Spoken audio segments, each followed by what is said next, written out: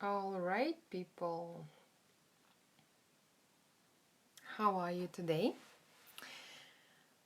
And I'm here today on this beautiful day to tell you some good stuff. Some good stuff about the bad stuff. And I have announced that for a couple days ago. Today I will talk about the top lies about your photography that you keep telling yourself. Those things that you and me sometimes tell yourself, they are actual lies, and I will prove that to you, but also they are stopping you from growth, from development. As a photographer, as a professional, as an artist, as a human being. Why not? So, while you're gathering up, I want you to let me know if you read the post about the lies. I posted about it about like 3 days ago, and since we're all stuck at home, I just decided to collect my thoughts on the things that I was constantly telling myself, but which were actually negative thoughts that are stopping me from moving forward. And I sat down, I wrote those things down, and I wrote also why those things are not true and how those thoughts can be corrected. And that's why I wanted to share it with you, because I know that those things might be very, very common. And actually, I saw many comments from you guys, especially on Instagram, saying that you recognize yourself in the 8 things that I have posted. And while working on my preparations for this live, I actually discovered the ninth thing. So I will even share 9 things with you that are you're still telling yourself that are blocking your artistic development. And I am sure that's just not the end of the game. I'm sure that there are so many other things that you might be telling yourself, or I might be telling myself. So if you guys know more, please go ahead and comment on this live right here, and like post in the comments on Instagram, or you can also, what would be better, to go to the post and add some of the things that you might feel might be lies in your head that's stopping you. So yes, people were recognizing themselves in being a perfectionist, in being too critical about their work, or not being critical enough, for example, because there should be a balance. Yeah, so meanwhile, I also want to thank all of you guys for your support, for being here, for joining me, and just actually being here for me. So without further ado, oh yes, this is the thing that I wanted to mention. This live will be, I hope, very useful for you, and this is the 3rd one in my series of 5. I decided to create this series on how to, I call it art should bring you joy. That my first lives were on the topics of how you can work with photography inspirations without bluntly copying them. And the second one, I was sharing how and where you can get inspiration and original ideas for your photography outside of photography, though, in other forms of art, in other spheres of life. So those lives are still available for you. They are not on Instagram, though. They are on Facebook. So you can go just search for my page, which is Dasha Pears, and they will pop up. And there are also links in my bio on Instagram. So this is a weird time, right? And we, as storytellers, as people who are interested in creating visual beauty, we need to be aware that that's the time to get our art different. Like, if we were doing something that resembles someone else's work before, that's just, we have to stop it. We cannot afford to do that anymore. You need to get more authentic and telling your stories and standing out with them. And only those stories that are actually meaningful and authentic will be able to stand out. And the information that I will be sharing with you now is aimed at your artistic development as a storyteller, as a visual storyteller in particular. So be good and use it for the better, for creating more meaningful art. So the first one. Thank you, Ulrike. I hope I pronounced your name correctly. Thanks for your comments. So let's get to it. The first one, I didn't mention it in the post, but I think that that's the huge one. My photos, my work is not valuable. Have you recognized that in your mind? Like, have you heard that in your mind? Like, when you don't see the value of your work, when you think that I have created something and it's just complete shit, right? Anyone here familiar with that situation? I know I've been there so many times. Okay, your work is valuable, and I'm like 200% sure about that. And why? Even if it's bad, even if the quality of your work is bad, those shots, they are mistakes that you can learn from. But they're only valuable if you actually analyze those bad works, analyze those mistakes, and you learn from them. Like, what did I do wrong here? Why did I do that? And how can I improve that in the future? Thanks for all of your comments. Hi, Erika. So, all of the mistakes, all of the bad work, it's valuable. So don't beat yourself up when you create something that you don't like. Even that is like that kind of bad work. It's not all it can be. It is a step for creating the next work, which is better.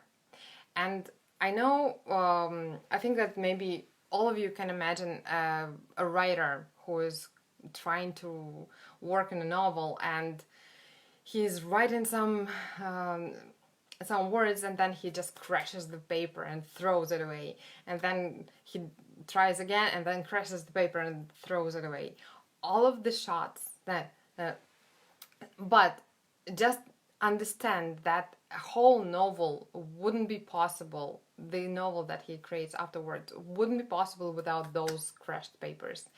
And the great work that you will produce someday, the great meaningful work, is not possible without you making the shitty shots. They are also valuable, so recognize the value even in the bad work. But of course, there is also lots and lots of value in the work uh, that is good, that you are proud of.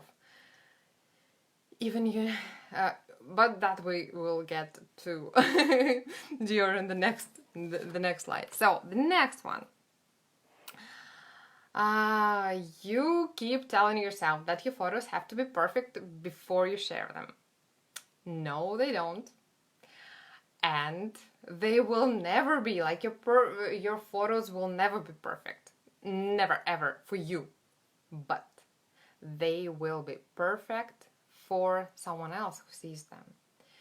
Like when you guys send me your love and positive comments saying like, oh my god, this looks so perfect, and when I look at my work, I see that okay, the light is really bad here now.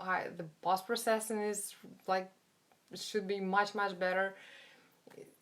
Oh, I made this and this mistake in Photoshop. It's normal, guys. It will never be perfect. And with all of my works, even the ones that I'm selling to people, I still think that, oh my god, this could be done better. But if you are trapped in that thought that you cannot share something before it's perfect, you are just blocked completely from the development. And understand that if you will be only worried about your work being perfect, you will stop any activity whatsoever. You will stop shooting, you will stop creating anything new, you will procrastinate, and this can drive you crazy in the end, like seriously, believe me. So understand that your work will never be perfect. It has to be good. It has to be good enough to share. And then with the next work, it's gonna be better. The good enough for that, it's gonna be better next time. That's the natural progression. It's just the natural development of anything in this world, and you as a creative, as an artist in particular. So your photos don't have to be perfect before you share them. Okay, the next thing. And I know so many of you guys are falling into that trap. My photos don't get likes because they're bad. Sounds familiar? If you can resonate with that, guys, send me your comments, send me your hearts. But okay, so your works don't get likes because they're bad. Okay, that might be true, but not necessarily. It might be the case that your audience is the wrong one. It might be the case that you're not explaining yourself in the caption, let's say, if you're sharing on Instagram. It might be the case that you're trying to share the work with people who are not interested in it, and you're just not doing the work of finding the right people. Or maybe you're getting caught in the metrics and not even realizing how it works.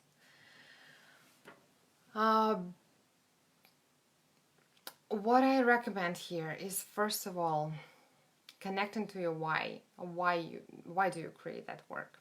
If you create this work for yourself, then why should you care about the likes exactly? Like, why do you need someone else's validation?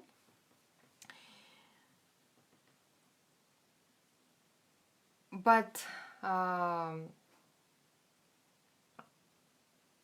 if you understand that you create for yourself, first of all, you will still be happy about the work and the likes will not matter to you. But just another thing for you to consider is that you might be putting your work just in front of wrong people who have absolutely different interests, different perspectives. And let me give you an example. Let's say you're a family photographer who also does weddings, who also does child portraits, and all of a sudden you are getting interested in fine art photography and you're leaning towards really like dark stuff, uh, something like really really dark, and you start uploading those things on your Instagram, and all the moms, all of the brides who are following you, they're like, what the is going on? Like, and they don't like that work, of course, because this is not what they are used to getting from you. So understand that, and if you start changing somehow, it doesn't mean that your audience is changing with you. So just be mindful of that. Your works cannot be sold is the next lie that you are telling yourself. Again, might be true if the work is bad, which is, you need to assess that. Yet, there is another point that I want you to consider. Just like we talked with the previous lie, that your work doesn't get many likes because it's bad. Maybe you are putting your work in the wrong places, in front of wrong people, on the wrong platforms. I will give you a personal example. I was trying to sell my different images of mine on stock photography websites, and perhaps many of you also do so. Like iStock photography, Shutterstock, which other, like there was Photolia or something like that. And I was like really really disappointed when only one of my 200 images got sold, and I was like, oh, how is this working? How do people sell stuff here? And I'm not into actually creating stock photography specifically for the purposes of selling it. So I was just trying to sell something that I had like leftovers from my experimental shoots or from my family shoots, for example, because I used to do them as well. And I then started exploring sites like Freepeak or Creative Market because my illustrator friends were selling very good there. And I'm like, wow, but that didn't work for me at all. What I didn't realize that there are other platforms and I just needed to do the research, and I didn't do that for a long time until it finally clicked with me. Okay, where do people sell fine art? And when I heard about Saatchi art, I thought that I would give it a try, and then is this the only platform where you can sell your art? And it turned out that it's not the only platform. There's like a whole bunch of them. And this is where I decided, okay, then I need to try all of them and create a profile on all the platforms just to test it. And it turned out that you can actually sell fine art to collectors, and it works. So the point I'm making here is that if you cannot, if you were trying to sell your work somewhere and it wasn't working for you, maybe that was the wrong platform. Just consider that. The next lie that you might be telling yourself is that about your photos, that your photos lack meaning. Of course they do. Of course they lack meaning because you didn't do the work of discovering that meaning. Seriously. Like, you want other people to find some deep stories in your photos, but you didn't do the work to actually even put those stories together in your mind. Like, you don't understand your photography yourself and you expect others to understand it. How not cool is that, guys? Seriously. So what I want you to do is to go to your work and actually ask yourself the questions why you were creating that. What were you trying to do when, like, what kind of message you wanted to convey, and what, like, seriously, what moved you to create that type of work? You need to do that with your past photography. And it's hard. I know it's hard. It's never easy. But if you don't do the work, then it's gonna lack. If you don't do the work of discovering the meaning in your work, it will lack meaning, of course. Or if you still find that your past work lacks meaning, now understand what kind of work you want to create so that it's meaningful. All right. And the next thing, it's gonna be line number 6. This is my best work. How many people, how many of you guys looked at the photo and they're like, oh my god, that's my best work? It's good if it's your recent work, but some people are looking at something that they created 2 years ago and they say, okay, that's my best work. No, it's not. The best work is always the next one. It's not this one, it's the next one. Because you grow, you change, you learn new things, you have new realizations, you have new understandings. And that will naturally be reflected in your photos, definitely. So if you find that your best work was the one that you created a couple years ago, maybe you need to check yourself then and understand, am I actually stagnating here? But I don't think that you are. We are all growing in some way. We're having new experiences every day, new thoughts, new emotions. And those are reflected down in our work, in the next one, in the next one, and in the next one. You definitely improve. Like, if you look at a tree, for example, it cannot grow back, right? And we are like trees at some point. One more thing. The next one is,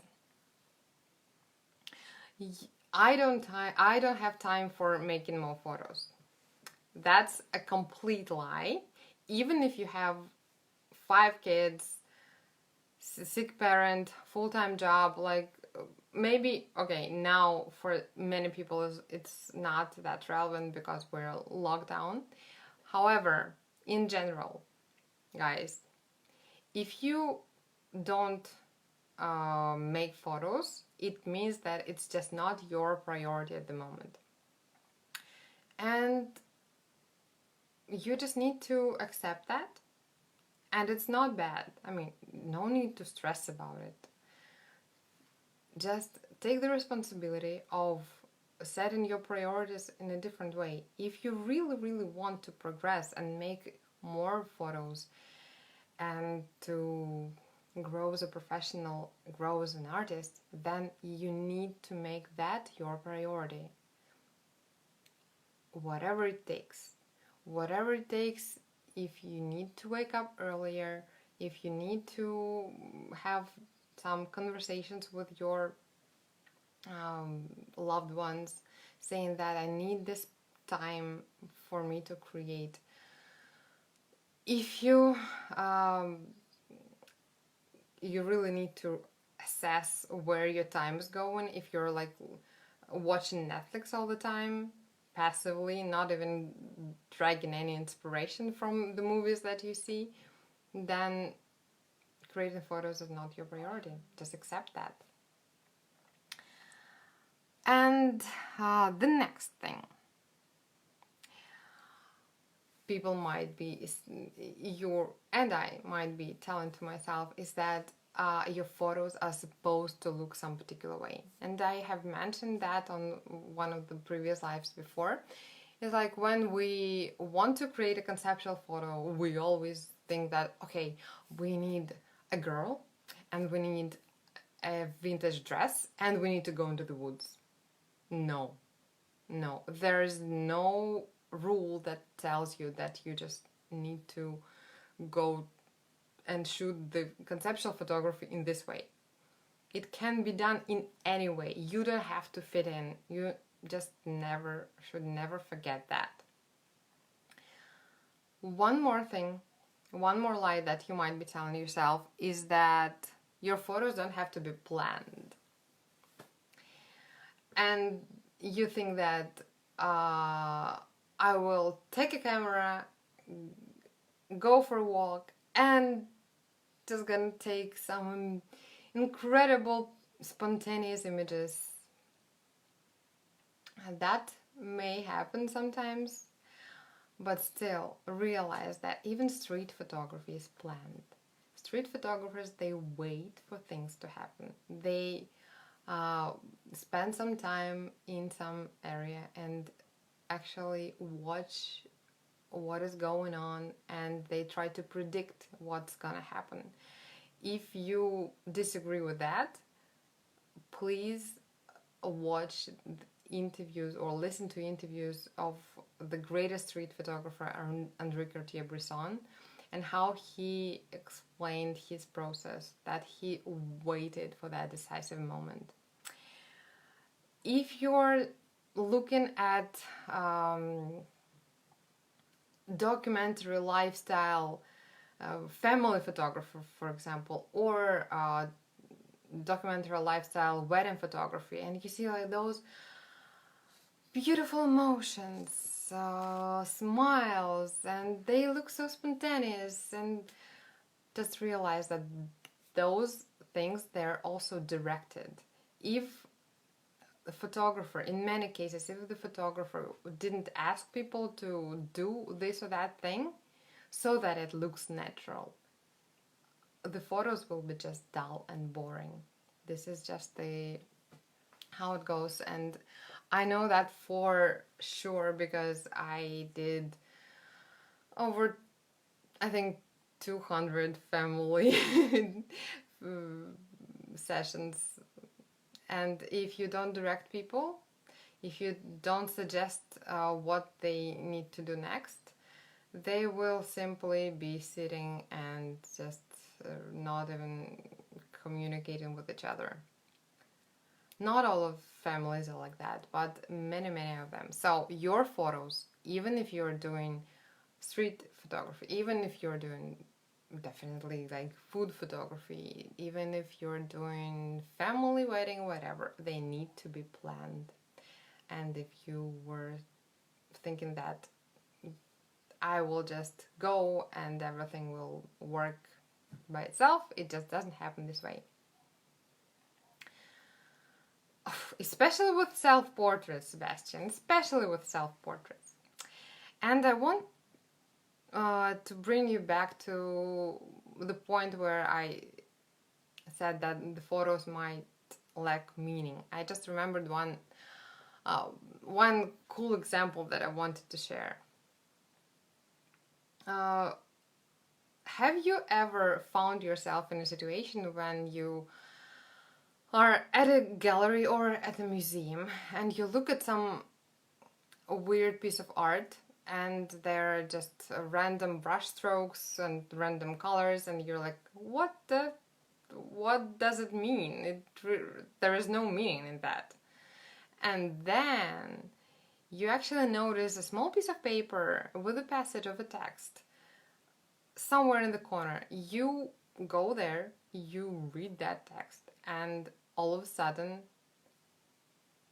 everything changes. You understand that artist actually has a point here, and that now everything is connected, and you understand like why he used those colors and what kind of message he's trying to say. This is what I want you to do with your photography. But that artist, he was put in a gallery just because he did the work. Otherwise, if the work is literally just put in color on paper or just randomly photographing stuff and there is no explanation, like the creator doesn't understand why he's doing that or she's doing that, of course it will lack meaning. So I want you to always remember about that and consciously be intentional with your work, even with your past work.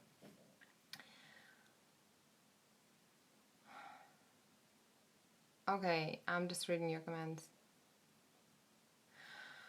I will do my best to save it. Yes. So, these were the top lies that you're telling yourself, guys. Very often. I hope now you will stop, or if you will, you got some new ideas that will help you to progress in your artistic development. I really, really hope that this is helpful. And I'm just thinking, let me know if you want me to put this down in like a PDF or post or a blog post so that you could also go back to that and read again, because I think it might be valuable. And sometimes we need to hear certain things again and again and again and again so that it actually like comes back home. If you are not a part of our Visual Storytellers Tribe, which is a private Facebook community for people who are passionate about visual storytelling, please go ahead and send a request to join. There is a link in my bio on Instagram, and there is also something on Facebook. Yeah, well, and there is a link on my website, which is dashapears-art.com. Community. You need to press community. And more free resources are available also if you click the link in bio on my Instagram. There is a free guide for a free beginner's guide to photographing magic with 7 really, really practical things that you can start doing today to make your photos look more dreamy and magical.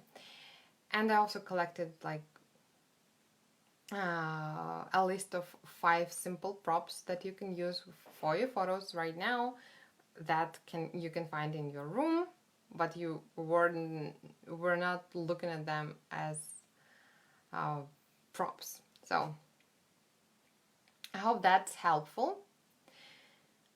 And one more thing I forgot. I will tell you.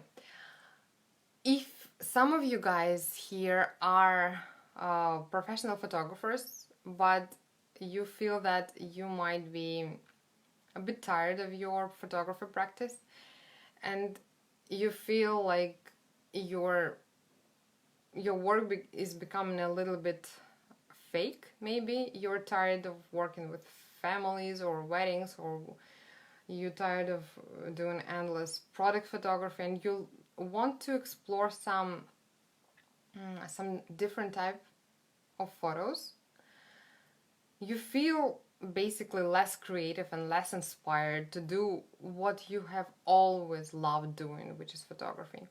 I also collected a resource for you, and I hope that you will benefit from that. It's called 5 ways to get the creative spark back to your photography, and that's also going to be linked in my bio. For now, I leave you with the demand to shut down the news, to get your peace of mind, and to stay creative, productive, and positive. Peace out, guys.